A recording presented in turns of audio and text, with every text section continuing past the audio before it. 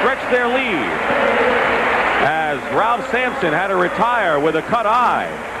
But the Twin Towers are scoring, and the Celtics are doing it the balanced way, leading by 10 at the half.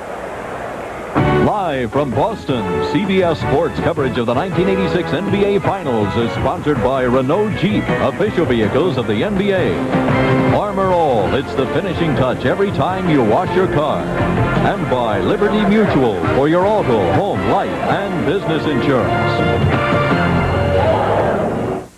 Let's go back on the deal. You don't shake a man's hand unless that's how you feel.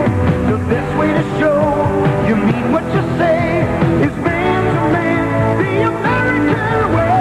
Miller's made the American way. Born and brewed in the USA. Miller contains no additives or preservatives. Purity you can see, quality you can taste. Miller's made the American way.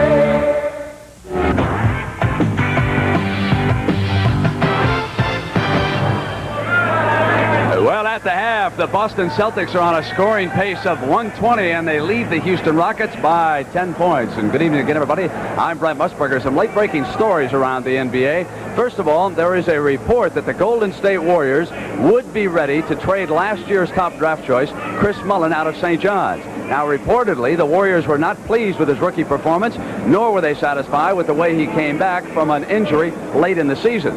However, in talking with the Warrior front office, they say they are not shopping Mullin around. Meanwhile, a couple of coaching changes to report. Bob Weiss no longer is Dick Motta's assistant down at Dallas. He has moved on to become the head coach of San Antonio. And as we reported on Monday, Jack Ramsey now is out officially as the head coach of the Portland Trail Blazers. He has been replaced by Mike Schuler, formerly an assistant with the Milwaukee Bucks. We must show you this piece of tape. It is one of life's more embarrassing moments. At the introduction ceremony, Schuler was looking for his chair.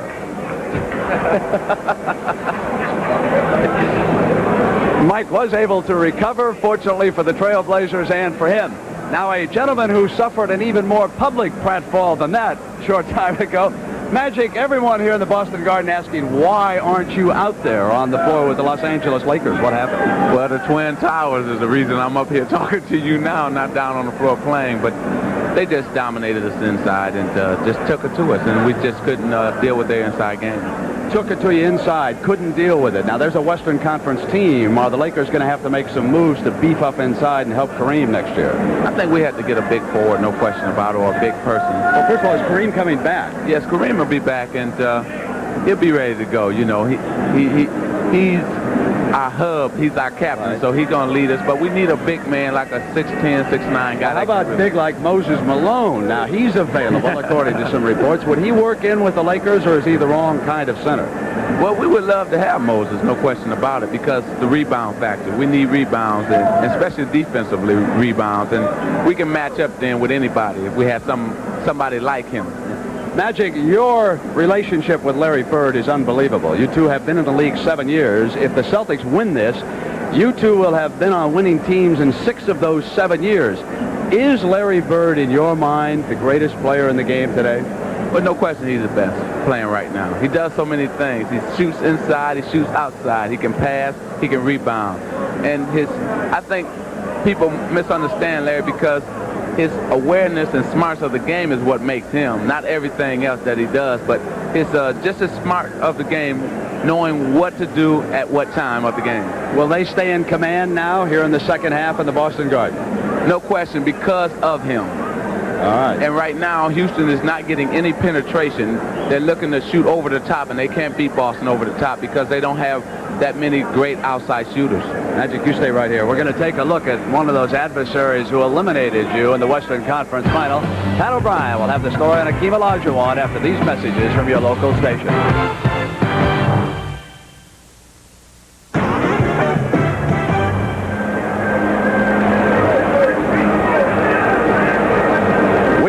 The half in the Boston Garden, the Celtics leading the Houston Rockets. And of course, there's some golf news to report. Fred Couples, one of the longest hitters on the Pro Tour, tied the course record at the Congressional in the first round of the Kemper. He fired an 8 under 64, finishing up there with the putt on the 18th. Couples, of course, is one of those golfers that everyone says is capable of dominating any tournament because of the length off the tee, and you will see the last 2 rounds on Saturday and Sunday. here on CBS. Now Akeem Olajuwon is a basketball player capable of dominating any game he's in. And for a close-up and personal look at him, let's go down to Pat O'Brien. Pat? All right, Brent, thank you. And get out your red, white, and blue, because when you do talk about Akeem Olajuwon, you talk about the great opportunities that this country offers. And while this country is celebrating the 100th anniversary of the Statue of Liberty, that statue from Nigeria is celebrating 6 years of American liberty.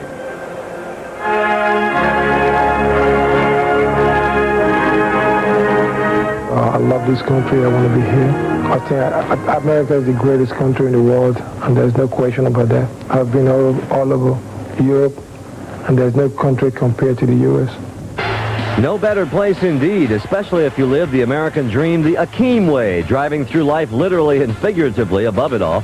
And if clothes make the man, so does the pad. It seems he's always saying thank you.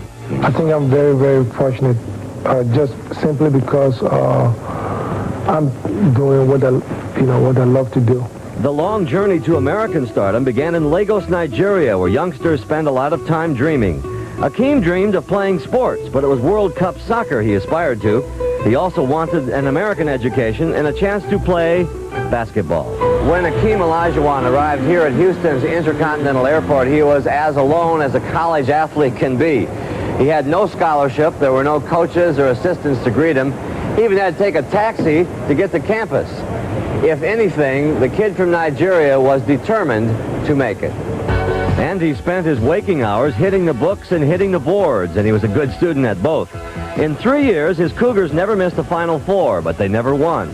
The big heartbreak, North Carolina State. Wittenberg! Oh, that's a long ways! They won it! I couldn't believe what happened. I was very, very disappointed, because I thought we had a better team, and we were going to win.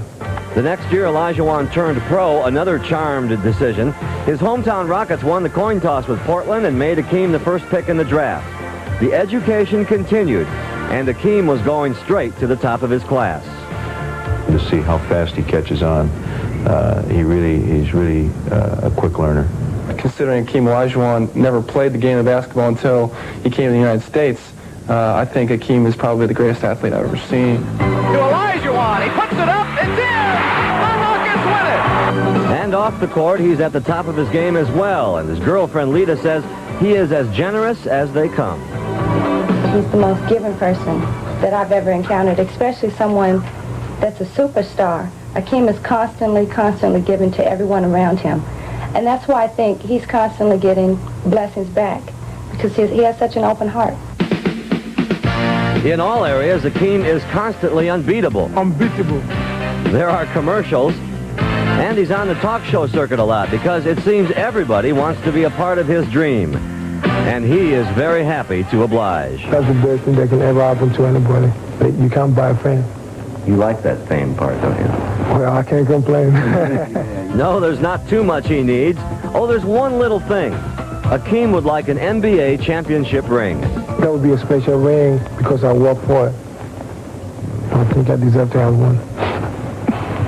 That almost qualifies as a story of lifestyles of the rich and famous. Akeem is already rich, but he'd like to become even more famous with that world championship ring. And Brent, tell Magic we sent a pool like that over to his house with a basketball court on the bottom, but I don't think either one of those guys needs to practice. Let's go back upstairs. I sure would love to have it right now and take a dip in it, as hot as it is in here. Yeah, it's a little sticky in the Boston Garden, Yeah, but they still love you, chanting over and over, beat L.A.